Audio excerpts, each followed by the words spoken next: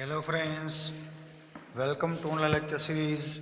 I am Prakash Svirja and now the start of unit number 5, part 1, chapter number 7, elasticity means કે સ્થિતિસ્થાપકતા. So what is elasticity?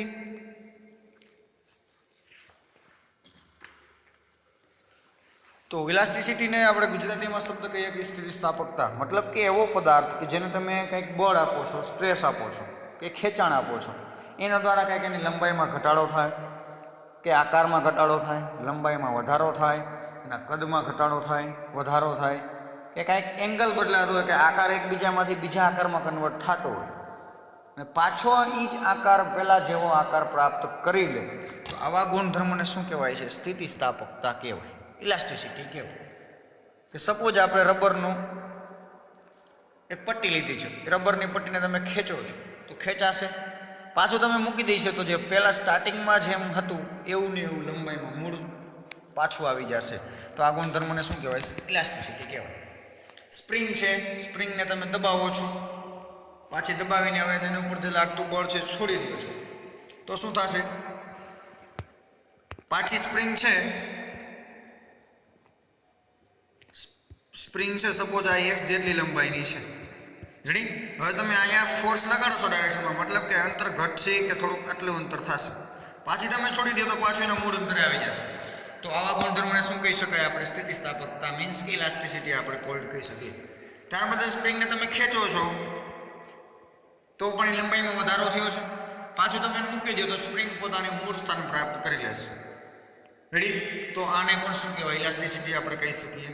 તો આપણે elasticity આપણે ઉપરથી એવું કહી શકીએ કે ઇલાસ્ટિસિટી છે આપણા બળની વિરુદ્ધ દિશામાં લાગતું હોય. એ તમે રબરને છે તમે આ ડાયરેક્શનમાં ખેંચો છો, કોઈ રબર છે ને આ ડાયરેક્શનમાં તમે ખેંચો છો, મૂકી દીધા પછી રબર કઈ ડાયરેક્શનમાં પાછું જશે? આ ડાયરેક્શનમાં પાછું જશે. મતલબ ઇલાસ્ટિસિટી અને આપણું સ્નાયુબળ કે જે આપણે વર્ક કરેલું છે એ હંમેશા કેવું ઓપોઝિટ હશે, જેમ ઘર્ષણ બળની દિશામાં હતું એમ ઇલાસ્ટિસિટી પણ કેવું હશે? એકબીજાની વિપરીત હશે. તો આપણે આ પાઠમાં કયા કયા મુદ્દાઓ જોવાના છે? તો આપણે ઇલાસ્ટિસિટી વિશેની ઇન્ટ્રોડ્યુસ આપણે સમજ મેળવવાની છે, સ્ટ્રેસ અને સ્ટ્રેન જોવાનું છે, હુક્સ લો જોવાનો છે, સ્ટ્રેસ સ્ટ્રેન ડાયાગ્રામ જોવાનો છે, પોઈઝન રેશિયો જોવાનો છે અને ડિટર્મિનેશન ઓફ યંગ મોડ્યુલસ, આ બધું જ આપણે આ પાઠમાં જોવાનું છે. અને આઈએમપી પાઠ કહેવાય કે જે પ્રેક્ટિકલી વ્યવહારમાં ઘણી જગ્યાએ ઉપયોગ થતો હોય, કહેતો જઈશ કે કઈ કઈ વસ્તુનો કઈ કઈ જગ્યાએ વ્યવહારમાં ઉપયોગ થાય છે, રેડી? તો આપણે સૌપ્રથમ ઇન્ટ્રોડ્યુસથી આપણે આજે ઇલાસ્ટિસિટી નામનો પાઠ છે કે જે 7 માર્કનો છે અને 7 માર્ક આના પછીના હશે વેવ મોશન માટેના, બંને થઈને 14 માર્કનું જે 5મું યુનિટ છે એ બને છે. ઓકે, તો આપણે ચાલુ કરીએ. Introduction of the elasticity. The different bodies can be classified as rigid body and non-rigid bodies on the basis of their behavior toward applied force.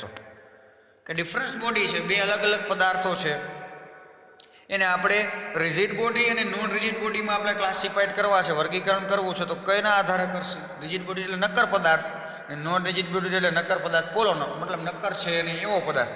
એને બેને આપણે અલગ કરવા હોય તો કયા બેઝિસ ઉપર ને અલગ કરશે? તો કે આપણે અપ્લાઇડ ફોર્સ આપણે કરી છે, તેને બિહેવિયર કેવો હોય છે, મતલબ કે શું એ આપણે કોઈ પદાર્થ ઉપર બળ લાગી છે તો બળની અસર એ પદાર્થ ઉપર થાય છે, કેટલા માત્રામાં થાય છે, કેવી રીતે થાય છે. આ આપણે અપ્લાઇડ ફોર્સના આધારે કહી શકીએ કે સામેવાળો પદાર્થ છે નક્કર છે, પોલો છે કે થોડોક પોચો છે, એ રીતે આપણે કહી શકીએ, રેડી? તો a body that does not suffer a change in its size or shape on application of external force is called rigid body. કે જ્યારે કોઈ પદાર્થ ઉપર આપણે બળ લગાડી છીએ ત્યારે ઇટ્સ સાઇઝ મતલબ એનું કદ, ઓર શેપ મતલબ એનો આકાર, ઓન એપ્લિકેશન એક્સટર્નલ ફોર્સ કે બાહ્ય બળ દ્વારા ચેન્જ થતું નથી. કે કોઈ પદાર્થની સપાટી પર આપણે બળ લગાડીએ તો તેની કદ છે, એનો આકાર છે કે એની લંબાઈ છે કે ક્ષેત્રફળ છે, એમાં કોઈ જ પ્રકારનો ફેરફાર થતો નથી, તો આપણે એને કહી શકાય કે તે પદાર્થ રિજિડ બોડી છે, મતલબ કે નક્કર પદાર્થ છે. તો એક માર્કમાં પૂછાય જ કે નક્કર પદાર્થની વ્યાખ્યા મતલબ કે રિજિડ બોડીની વ્યાખ્યા આપો તો લખવાની થશે તમને, રેડી? ઇન્ટ્રોડક્શનમાં કહું છું એટલું તમારે બુકમાં લખતું આવવાનું છે એક આ રિજિડ બોડીની ડેફિનેશન છે એ લખવાની છે, પછી આવશે ઇલાસ્ટિસિટી બોડી, આપણે જોશું હવે. Perfectly rigid as they suffer change in their size or shape more or less when external force is applied. કે પરફેક્ટલી આપણે શું કહેવાનું છે? સોરી, હજી કંઈક રહી ગયું. Non of the actually existing the body is perfectly rigid as they suffer change in their size or shape more or less when external force is applied. કે પરફેક્ટ આપણે રિજિડ બોડી કેને કહી શકાય? કે જ્યારે કોઈ પણ પદાર્થ ઉપર થોડું કે વધારે ગમે એટલું બળ લાગતું હોય તો એના આકારમાં કે શેપમાં કંઈ પણ ચેન્જ થાય નહીં, તો આપણે એને કહી શકાય કે પરફેક્ટ રિજિડ બોડી છે. પછી તમારે થોડેક વધારે બળ આપો અને ચેન્જ આકાર થઈ જતો હોય તો રિજિડ બોડી કહી શકાય નહીં. Ready? A body which undergoes deformation of application of external force is called non-rigid body.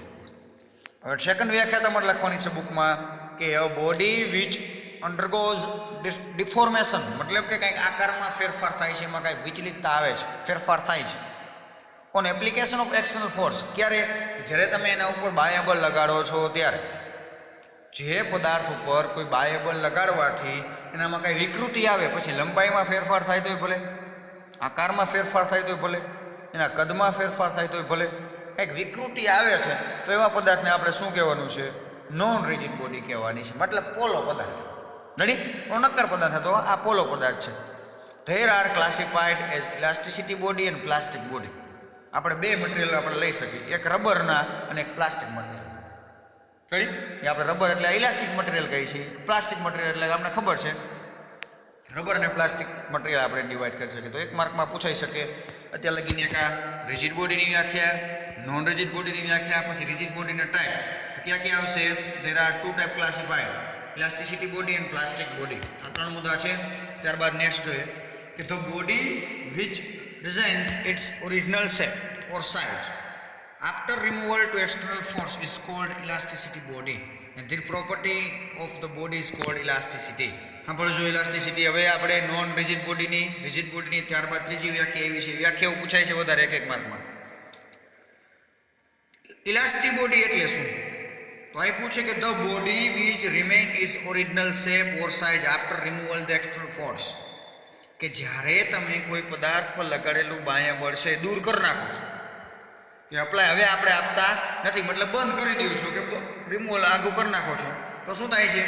કે remain is original shape or size, કે જેનો પહેલાં આકાર અથવા કદ હતું એવા આકારમાં પાછું આવી જતું, એવા પદાર્થને આપણે ઇલાસ્ટિક મટીરિયલ કહેવાનું છે. નાવ રિપીટ કરાવું છું કે the body which remain is original shape or size after removal of external force is cold elastic body. કે જ્યારે કોઈ પદાર્થ પર લાગાડેલું જે એક્સટર્નલ ફોર્સ છે તમે દૂર કરી નાખો, તે પદાર્થ પોતાના જે મૂળ સાઇઝ અથવા મૂળ લંબાઈ અથવા મૂળ ક્ષેત્રફળ અથવા મૂળ આકાર જેવું હતું એવું ને એવું પ્રાપ્ત કરી લે. એવું ને એવું કહું છું, સાંભળજો, કે પહેલાં હતું એવું ને એવું એક્સટર્નલ ફોર્સ હટાડતા પાછું મૂળ સાઇઝ કે જે છે એ પ્રાપ્ત કરી લે છે, તો આ પદાર્થને શું કહેવાય? ઇલાસ્ટિક બોડી કહી શકાય. આવા ગુણધર્મને ઇલાસ્ટિસિટી એટલે કે સ્થિતિસ્થાપકતા કહેવામાં આવે છે. રેડી? યાદ રહે નો રહે? ત્યારબાદ નેક્સ્ટ જોઈએ કે the body which remain is a deformed shape even after removal or external force is called plastic body. સાંભળજો કે a body which remain its deformed shape. તો તમે કોઈ પદાર્થ પર બાહ્ય બળ લગાડો છો તો કંઈક એના સાઇઝમાં, એના લંબાઈમાં, એના કદમાં, એના આકારમાં કંઈક ફેરફાર થાય છે. હવે 100% ઓલામાં થતું હતું, ઇલાસ્ટિક બોડીમાં એ ફેરફાર થતો હતો, પણ આમાં પણ ફેરફાર થાય છે. રેડી? રિજિડ બોડીમાં થતો નહોતો, નોન રિજિડમાં આપણે બે પ્રકાર પાડ્યા, મતલબ બંનેમાં ફેરફાર થશે.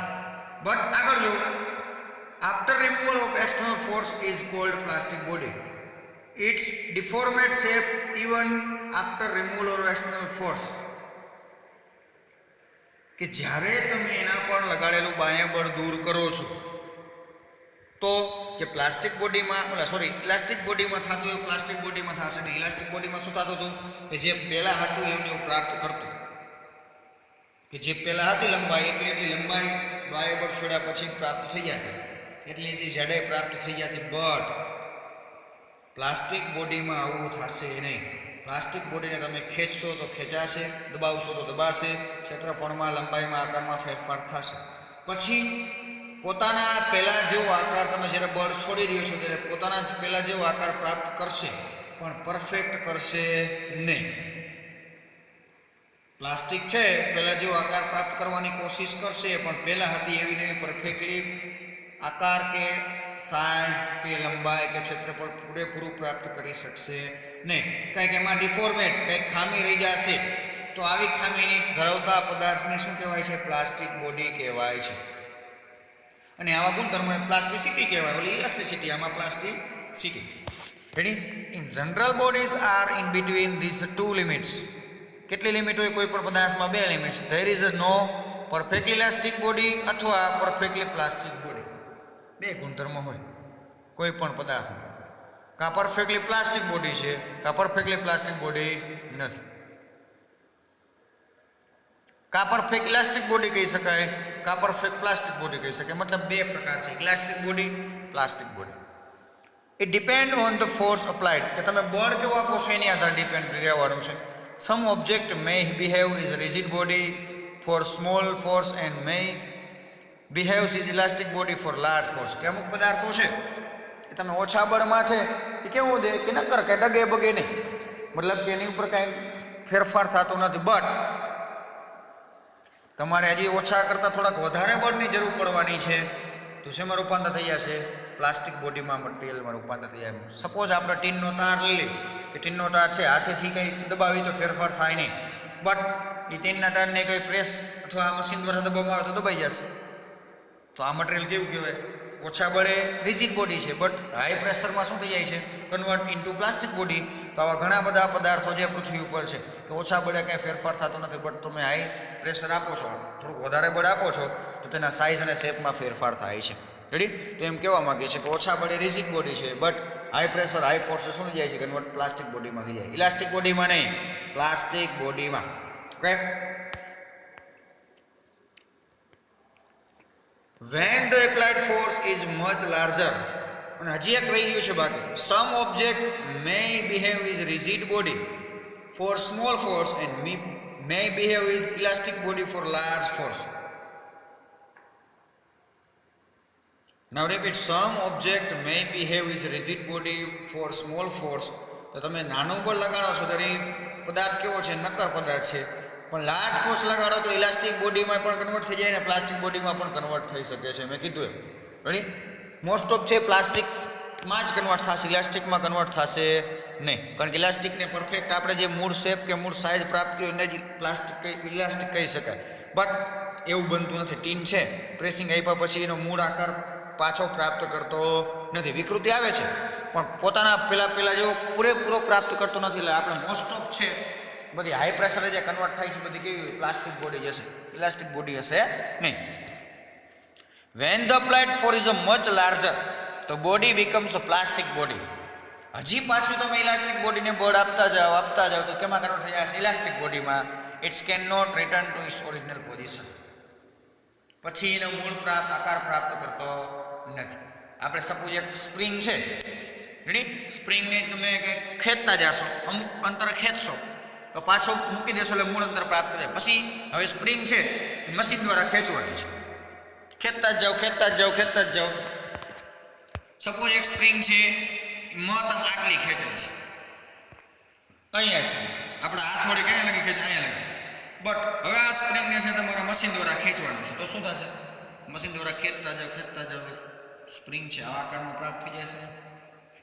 ફૂલ ફોર્સ આપણે આપવાનો છે સ્પ્રિંગ. રેડી? હવે શું થશે? આ સ્પ્રિંગ છે પોતાનો પહેલા જેવો આકાર પ્રાપ્ત કરી શકશે નહીં. તો પહેલા એમને સ્પ્રિંગ હતી, મતલબ ટાઈટ સ્પ્રિંગ હોય તો ખેંચાણી જ નથી, તો આપણે રિજિડ બોડી કહેવાનું છે. હવે હજી તમે 2-3 માણસો ભેગા થાવ, વધારે બળ આપો તો થોડી ખેંચાણી છે. પાછું એટલે નક્કર પદાર્થમાંથી કેમાં કન્વર્ટ થઈ ગયું? ઇલાસ્ટિક બોડીમાં કન્વર્ટ થઈ ગયું. બટ હવે પાછું એ મશીન દ્વારા હજી પાછું ખેંચતા જાઓ તો સીધી સ્પ્રિંગ થઈ જશે.